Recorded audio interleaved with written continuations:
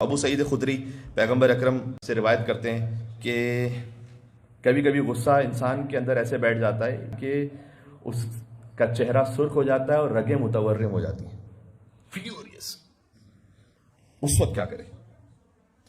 حضور نے کہا کہ اپنی صورت کو زمین پر رکھو اور سجدہ کرو، اور یقین رکھو اس بات کا کہ جب تم غضب کے عالم میں ہو اور سجدہ کر لو تو تم شیطان کے شر سے اللہ کی پناہ میں چلے جاؤ گے۔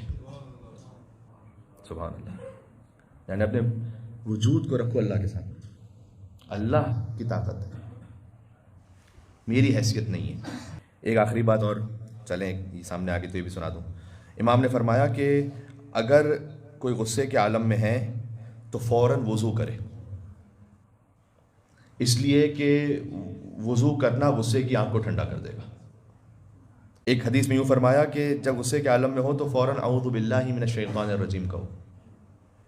البتہ یہ بھی دیکھ کر سوچ سمجھ کے کہیے گا، سامنے والا یہ نہ سمجھے کہ میرے لیے کہا ہے اعوذ باللہ من الشیطان الرجیم، مزید غصہ بھڑک جائے گا۔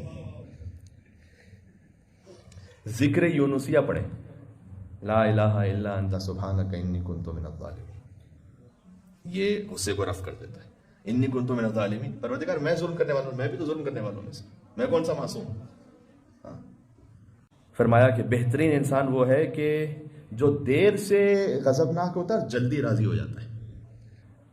یہ اللہ کی صفت ہے، یا سریع الرضا، اے اپنے بندوں سے سب سے زیادہ جلدی راضی ہو جانے والے، یہ اللہ کی صفت ہے۔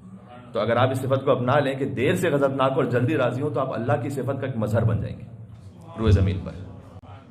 سبحان اللہ۔